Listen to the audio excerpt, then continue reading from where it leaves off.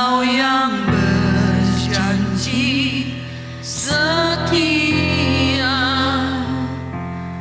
pengharapanku selalu ada di dalam-Mu.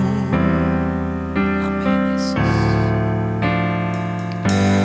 Ku tidak akan menyerah.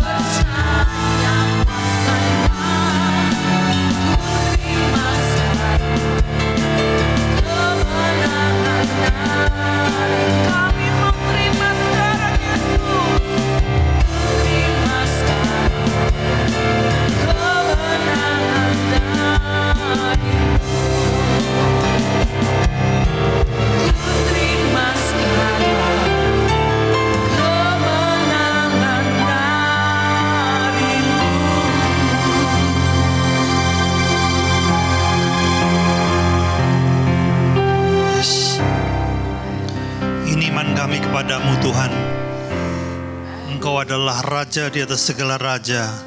Dan ketika kami berjalan bersama-Mu, kami akan mengalami kemenangan demi kemenangan.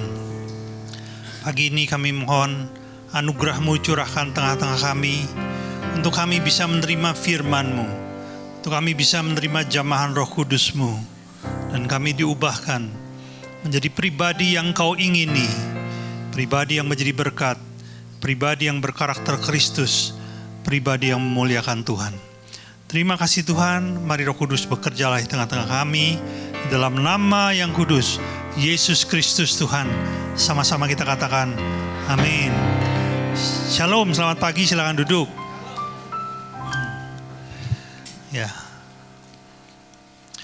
ada satu pengumuman sebelum kita mendengarkan firman Tuhan, bahwa mulai Kamis ini kelas pendalaman Alkitab ditiadakan, diganti dengan komsel. Ya. Komsel akan dilakukan di beberapa lokasi, dan komsel ini akan dijadikan titik-titik pengajaran dari gereja kita, juga titik penjangkauan jiwa-jiwa.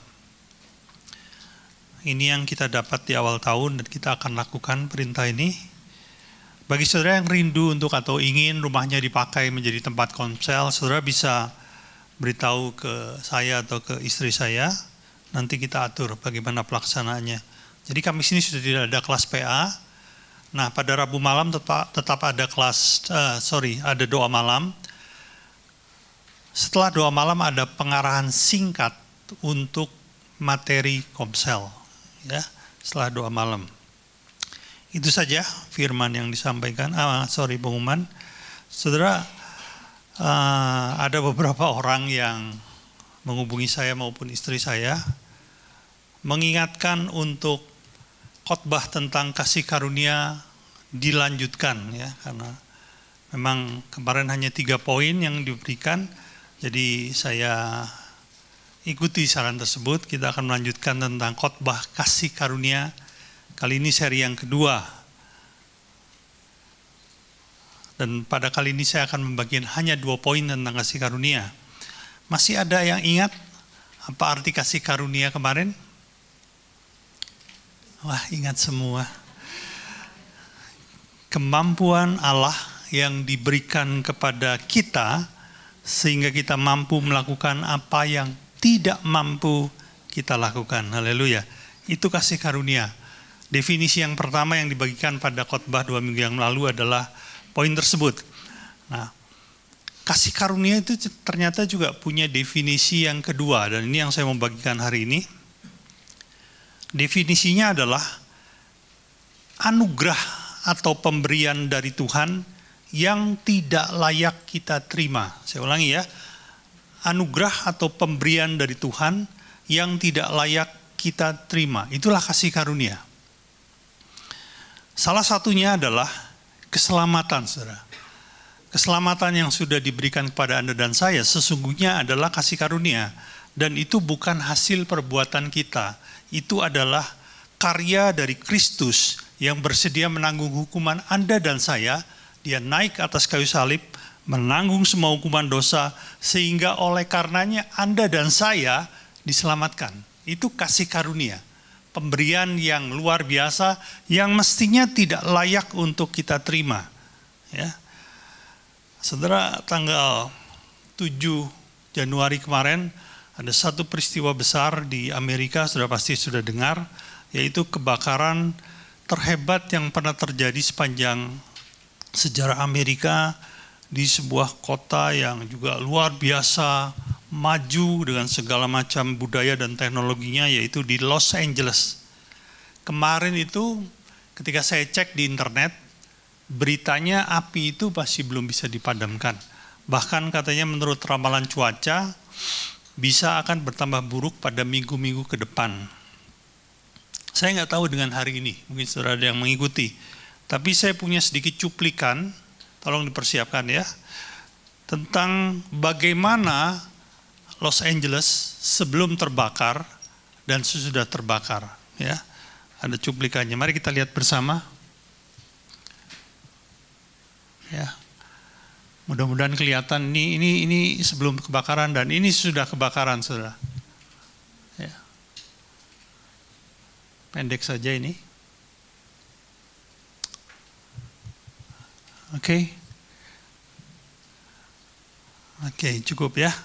Saudara bisa melihat di mana awalnya ada rumah-rumah yang begitu bagus, indah, dan selanjutnya rumah itu hancur jadi debu. Menurut berita yang saya peroleh, ada 170.000 orang yang dievakuasi, lebih dari 12.000 rumah, saudara, hangus. Dan ini kebanyakan rumah-rumah mewah, saudaraku ya. Karena itu kan daerah apa namanya, Hollywood, nah, ya banyak bintang film ternama di sana. Dan 27 orang meninggal. Nah, ada seorang bertanya seperti ini kepada saya, Pak, apakah bencana kebakaran di LA adalah bentuk murka Allah kepada mereka yang tinggal di sana? Menurut saudara gimana? Ya, saudara nggak perlu jawab, saudara bisa renungkan aja. Tapi saya mau jawab versi saya sendiri. Anda boleh setuju, Anda boleh tidak. Saya menjawabnya begini, maaf, saya tidak tahu. Bisa ya, bisa juga tidak. Saya tidak tahu. Terus dia bilang begini, loh Bapak kok bisa nggak tahu? Bapak ini kan hamba Tuhan. Betul, saya ini hamba Tuhan. Yang tahu itu Tuhan saya, bukan hambanya. Kecuali Tuhan saya berkenan memberitahu saya. Selama saya nggak diberitahu, saya nggak mau jadi orang yang sok tahu, saudaraku ya. Jadi saya nggak tahu betul-betul apakah itu murka Allah atau tidak itu saya nggak tahu. Tapi izinkan saya membagikan sesuatu yang pasti saya tahu dan pasti benar. Ya, karena ini tercatat dalam Alkitab. Saudaraku, Tuhan memang pernah menyatakan murkanya dalam bentuk bencana-bencana. Alkitab mencatat banyak hal, salah satunya yang tercatat di Kejadian pasal 6, di mana pada zaman itu Allah menurunkan banjir besar yang menutupi seluruh isi bumi, ya, sehingga hanya Nuh dan keluarganya yang selamat. Perhatikan, hanya Nuh dan keluarganya. Anda ingat keluarganya Nuh siapa? Ya, anak-anaknya Pak, ya. Dia siapa gitu. Sem, Ham, Yafet. Terus mantunya namanya? Nah, oke. Saudara perhatikan, seluruh bumi dilanda banjir dan hanya 8 orang yang hidup. Jadi yang mati berapa? Ya sisanya Pak, gitu. Pinter orang sini. Haleluya. Memang artinya korban jiwanya luar biasa besar. Los Angeles itu baru 27 orang. Ini seluruh bumi, hampir katakan 99, sekian persen seluruh bumi tidak ada yang selamat. Alkitab juga pernah mencatat di mana Tuhan menghancurkan kota Sodom dan Gomora pada zaman Lot. Saudara perhatikan, zaman Lot itu yang namanya bangsa Israel belum ada loh. Ya, karena Israel itu anak dari Yakub. Nah, Lot ini adalah keponakan Abraham, bapaknya Yakub. Jadi pada zaman itu bangsa Israel belum ada. Dan pada zaman itu yang selamat dari Sodom dan Gomora hanya Lot dan kedua anaknya. Tahu anaknya siapa? Ya itu juga saya lupa Pak. Ya enggak apa-apa. Seluruh kota Sodom dan Gomora penduduknya enggak ada yang selamat. Hanya 3 orang ini, termasuk istri Lot juga tidak selamat. Loh Pak, itu perjanjian lama Pak. Kita ini hidup di zaman perjanjian baru. Perjanjian baru itu kasih Pak. Ada yang bilang itu zaman Allah Bapa. Kalau zaman Allah Putra itu beda Pak. Bapa itu memang garang tegas. Tapi kalau Yesus itu penuh kasih Pak. Coba saudara renungkan sebentar. Apakah karakter Bapa dan karakter Putra itu berbeda? Coba Anda renungkan. Inisiatif yang memberikan anaknya mati di kayu salib itu datang dari Bapa loh. Ya. Sebetulnya karakter Allah Bapa dan Putra itu sama saja. Tapi perhatikan, apakah di zaman perjanjian baru tidak ada seperti ini? Bahkan di hari-hari terakhir, saya nggak mau kupas semuanya. Satu aja saya singgung, di mana ketika antikris berkuasa. Coba kita lihat ayatnya, Wahyu 16 ayat 8 dan 9. Bunyinya begini, dan malaikat keempat menumpahkan cawannya ke atas matahari, dan kepadanya diberi kuasa untuk menghanguskan manusia dengan api. Saya ulangi, menghanguskan apa? Manusia dengan api. Agak sedikit mirip-mirip dengan yang ada di LA. 9, dan manusia dihanguskan oleh panas api yang dahsyat, dan mereka menghujat nama Allah yang berkuasa atas malapetaka itu. Dan perhatikan kata terakhir ini, mereka tidak bertobat untuk memuliakan Dia. Dan kalau saudara baca di ayat-ayat selanjutnya, saudara akan dapati bahwa yang meninggal karena bencana ini jumlahnya luar biasa besar. Artinya begini, kalau Allah pernah buat di masa lalu, itu Allah bisa buat di masa yang akan datang. Ya. Dan ini yang saya ucapkan adalah hal-hal yang sudah pasti terjadi, karena ini sudah tercatat dalam Alkitab. Tapi saudara, kita perlu mengambil intisari dari semua bencana ini. Perhatikan ini, kata terakhir ini, mereka tidak bertobat.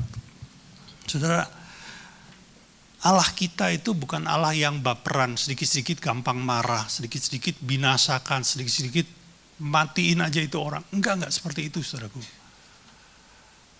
Di atas segala hal yang Tuhan mau lakukan, sebetulnya yang menjadi perhatian adalah pertobatan, saudaraku. Namun di tengah bencana yang sedemikian besar, ini kan memprihatinkan ya. Di tengah bencana yang sedemikian besar, kok orang itu kok keras hati gitu loh. Lantas dikatakan apa itu? Ini sebetulnya penyingkapan masa depan.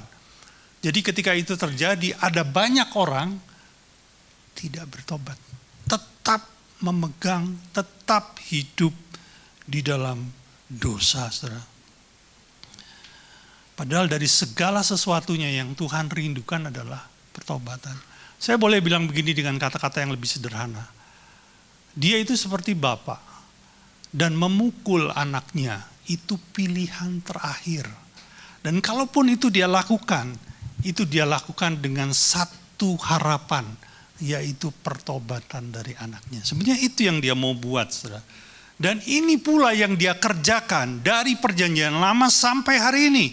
Salah satu sejarah mencatat bahwa ada satu kota yang luar biasa jahatnya, yang ditinggali oleh penduduk Asyur, namanya kota Niniwe. Kita nggak perlu buka karena kita sudah sering baca.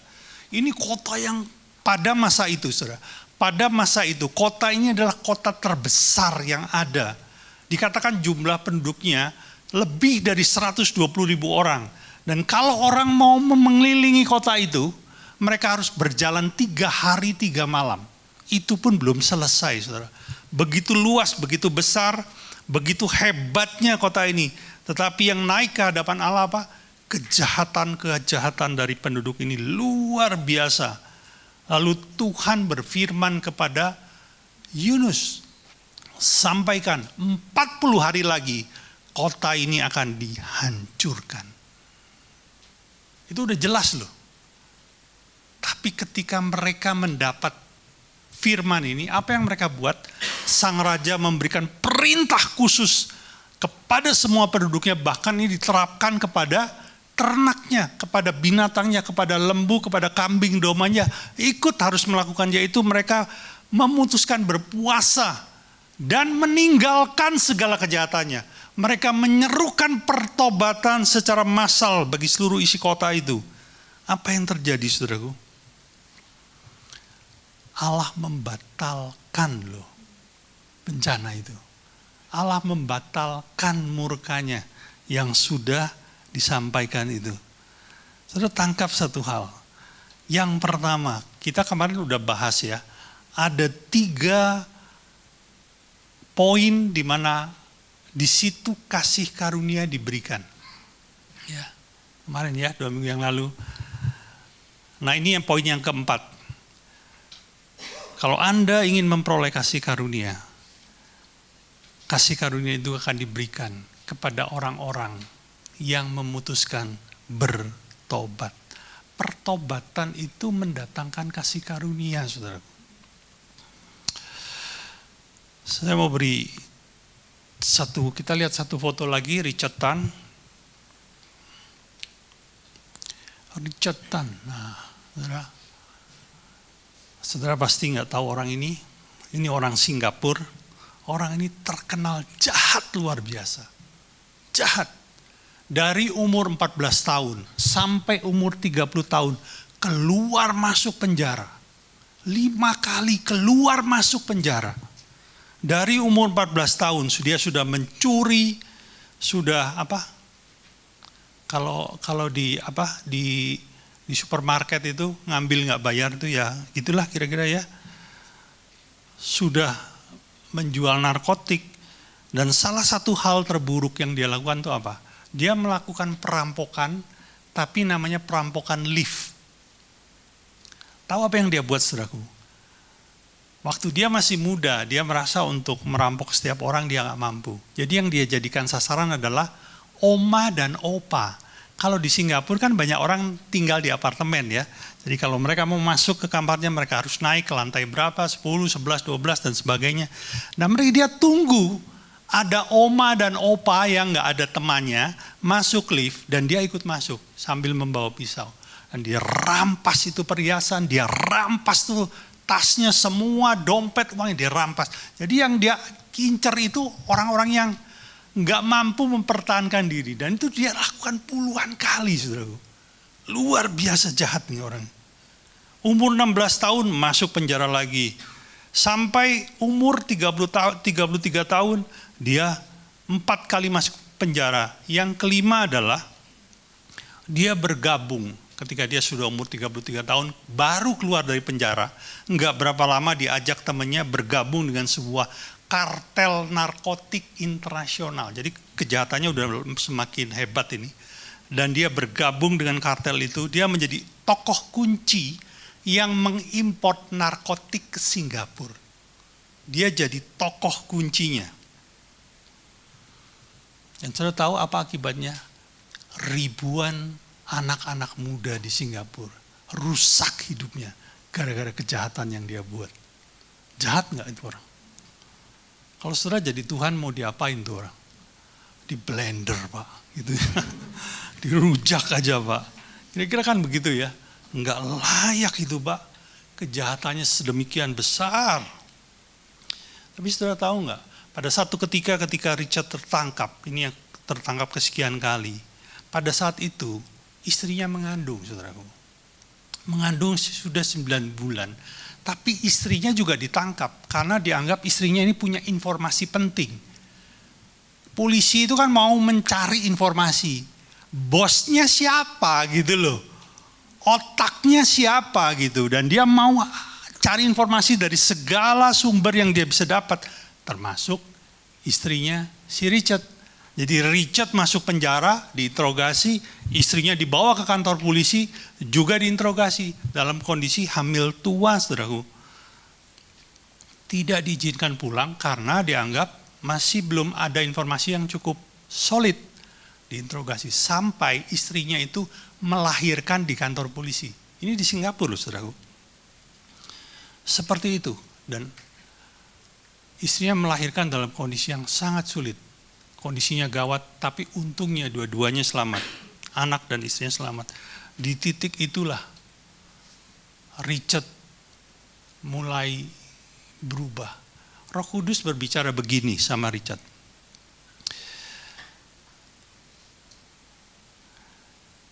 Roh Kudus bilang begini, akibat kejahatanmu, ada banyak orang harus menderita, termasuk istri dan anakmu. Perkataan itu kuat sekali dalam hatinya dan dia berpikir, aku ini seorang laki-laki. Kenapa tidak bisa melindungi anak dan istriku sendiri? Dan hari itu tuh merubah segalanya. Akhirnya dia disidang dan dapat hukuman 7 tahun penjara, saudaraku. Tapi kali ini dia masuk penjara dengan hati yang berubah. 7 tahun setelah dia bebas, setelah dia menjalani hukuman 7 tahun dia bebas, dia keluar dan dia didatangi oleh teman-temannya. Ayo, kamu masih bisa masuk ke mafia lagi. Masuk. Dalam waktu singkat kamu segera akan jadi kaya lagi. Tapi dia bilang, enggak. Cukup bagi saya. Saya mau pensiun. Dan apa yang dia buat, saudara? Dia ngelamar kesana kesini cari kerja. Dan akhirnya diterima sebagai supir truk, saudaraku. Orang yang biasa punya uang sekian banyak bekerja sebagai supir truk. Tapi di saat itulah dia bertobat. Dan saudara tahu pertobatan itu mendatangkan kasih karunia. Hari ini Richard Tan hidup bahagia dengan keluarganya. Dan dia membuka sebuah perusahaan yang cukup bagus. Kelas menengah di Singapura dengan jumlah karyawan hampir 100 orang. Dia menjadi seorang pengusaha yang berhasil, tapi di lain sisi dia juga menjadi penginjil yang dipakai Tuhan. Perhatikan saudara, coba katakan kepada kiri kananmu, pertobatan mendatangkan kasih karunia. Amin, haleluya. Itu yang keempat ya. Yang kelima, ya saya akan berhenti sampai pada yang kelima. Mari kita melihat dari Kejadian 6 ayat 7 dan 8.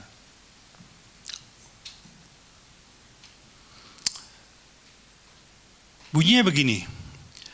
Berfirmanlah Tuhan, aku akan menghapuskan manusia yang telah kuciptakan itu dari muka bumi. Baik manusia maupun hewan dan binatang-binatang melata dan burung-burung di udara. Sebab aku menyesal bahwa aku telah menjadikan mereka.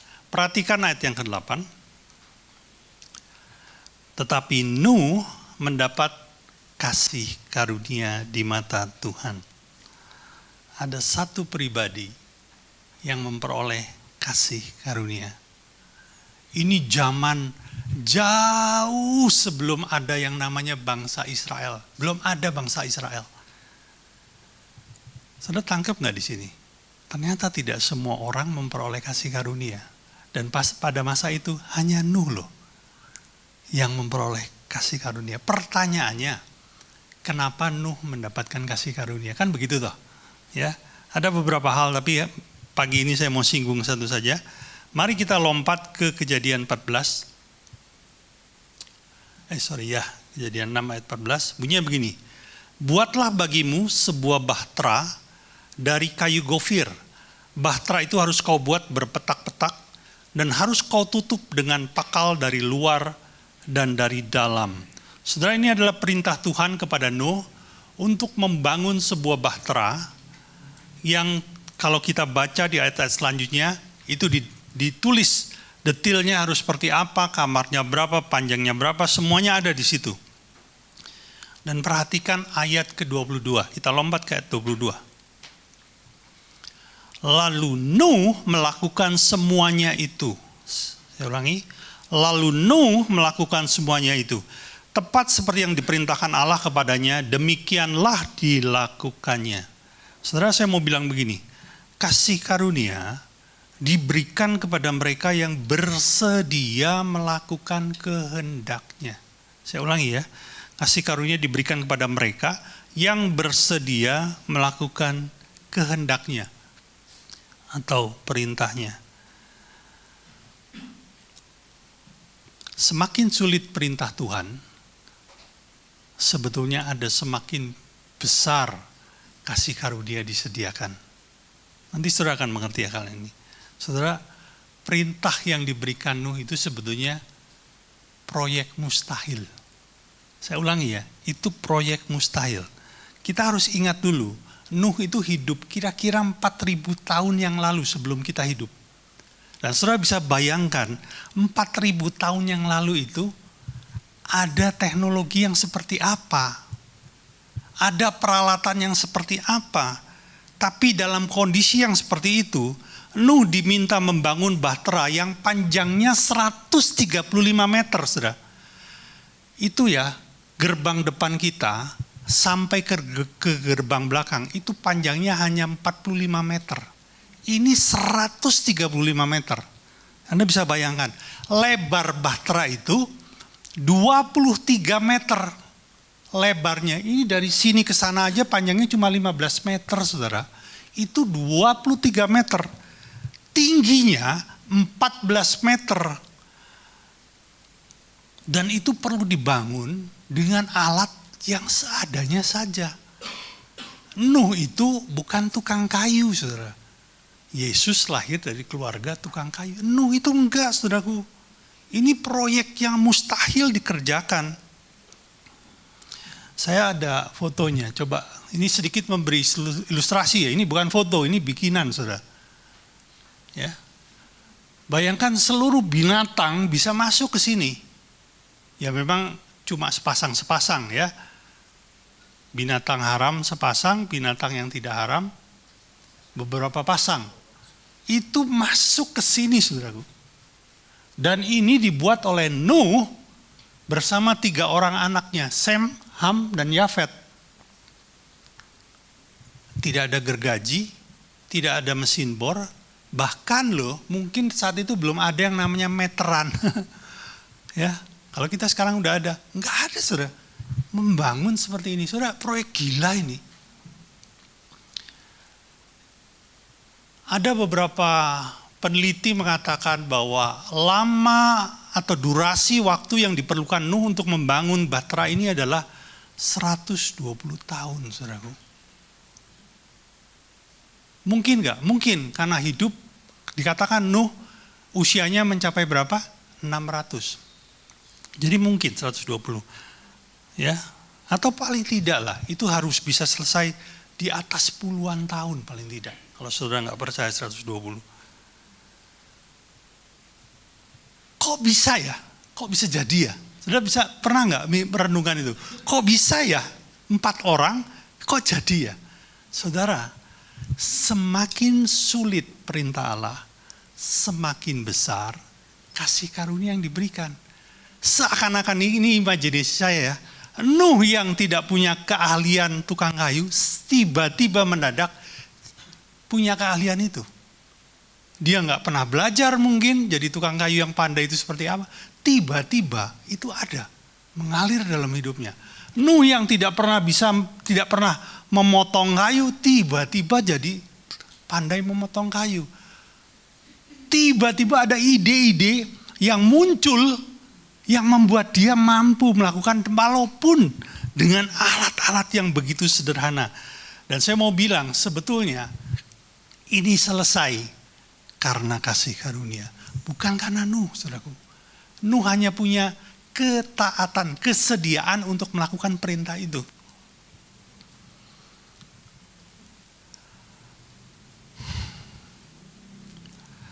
Saudara, saya nggak perlu tampilkan fotonya ya, tapi saudara pasti tahu karena ini orang begitu terkenal, sekarang sudah meninggal. Namanya Reinhard Bonnke. Ketika umur 20 tahun, ketika itu dia masih tinggal di Jerman, dia mendapat sebuah penglihatan dari Tuhan. Dan yang dia lihat adalah peta Afrika tiba-tiba dikucuri oleh cairan merah. Dan akhirnya seluruh benua Afrika itu menjadi merah seperti darah. Dan Roh Kudus bilang, Afrika akan dibasuh oleh darah Yesus. Dan engkau akan aku pakai untuk memenangkan jutaan jiwa. Masih umur 20. Dia share sama bapaknya. Bapaknya kan pendeta tuh. Dia cerita, "Pak, aku dapat penglihatan ini, Pak." Terus bapaknya bilang apa? Itu mah bukan dari surga, itu mah pikiran kamu aja. Terus dia tanya sama pendeta yang lain. Pendeta yang lain bilang gini, "Gila apa kamu mau ke Afrika? Belum ada zaman sekarang orang Jerman yang ke sana. Juga jangan aneh-aneh. Kita di Jerman masih butuh banyak hamba Tuhan. Kamu nggak usah ke sana." Tidak ada yang mendukung. Tidak ada tim yang mau bersama dengan dia. Bahkan tidak ada donatur.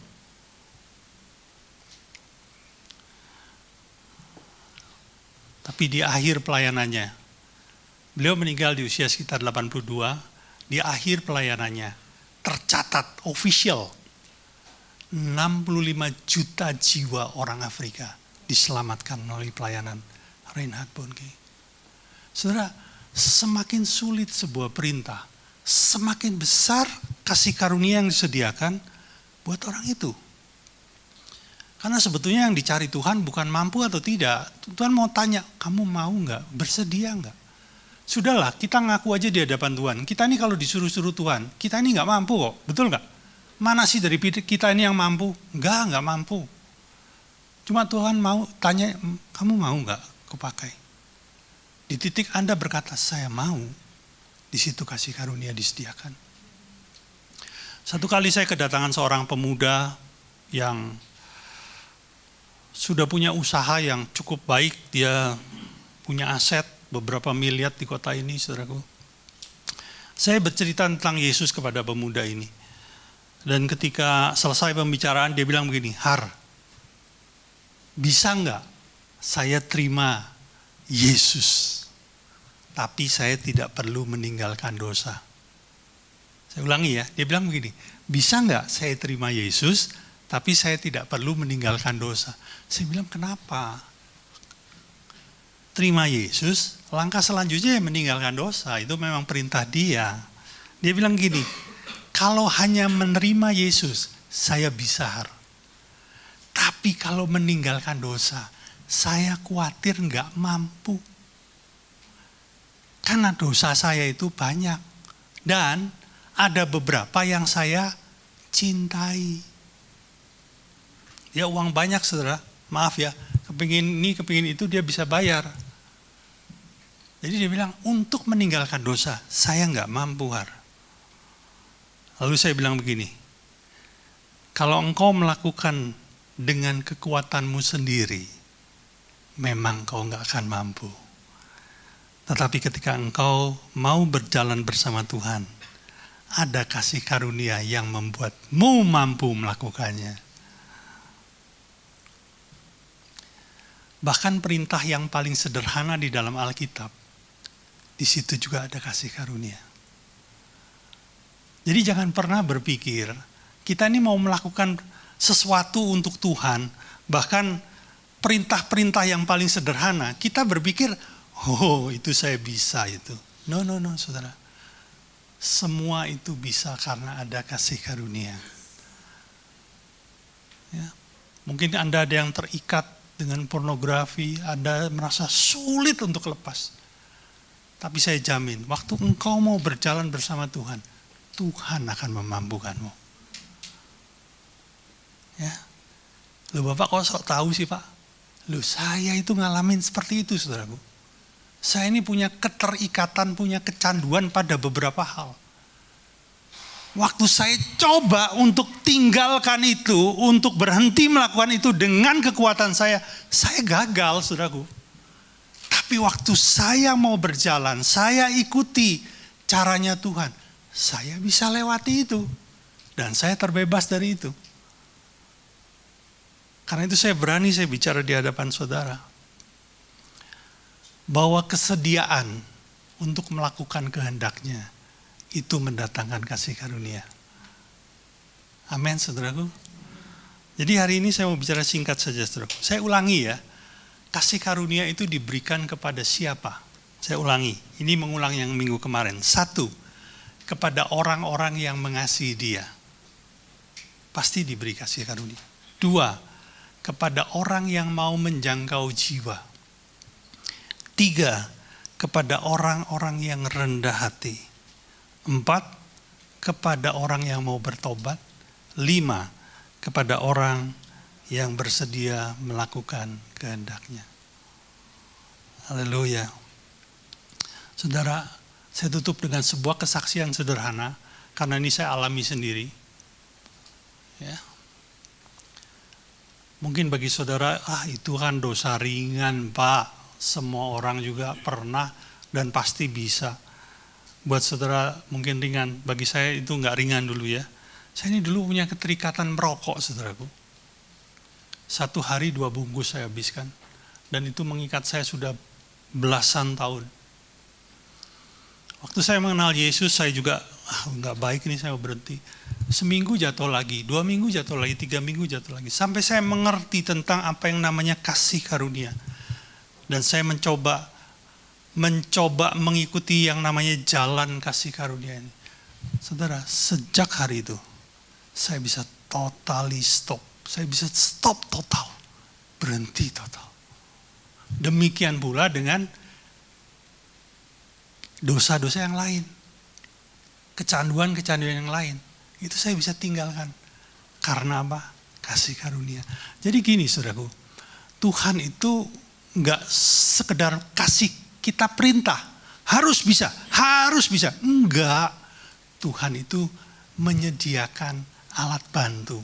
Tuhan itu menyediakan kasih karunia-Nya. Sehingga dipastikan kalau kita mau, kita pasti bisa. Amin. Haleluya. Saya percaya kita semakin mengerti tentang kasih karunia. Dan Anda semakin rindu untuk hidup di bawah kasih karunia Allah. Mari kita satukan hati, kita tutup dalam doa. Bapa di surga, kami bersyukur untuk firman yang boleh kami dengar pagi ini Tuhan. Betapa baiknya Engkau Bapa, Engkau Allah yang mengetahui setiap kelemahan kami, setiap ketidakmampuan kami. Dan Engkau menyediakan segala sesuatunya supaya kami bisa menuruti perintah-Mu. Bapa, curahkanlah kasih karunia-Mu berlimpah-limpah dalam kehidupan kami, agar kami bisa hidup sesuai dengan yang Kau mau. Terima kasih Bapa, segala pujian, hormat, dan kemuliaan hanya bagi-Mu. Dalam nama Yesus, kita katakan, amin. Kita akan dengarkan pengumuman.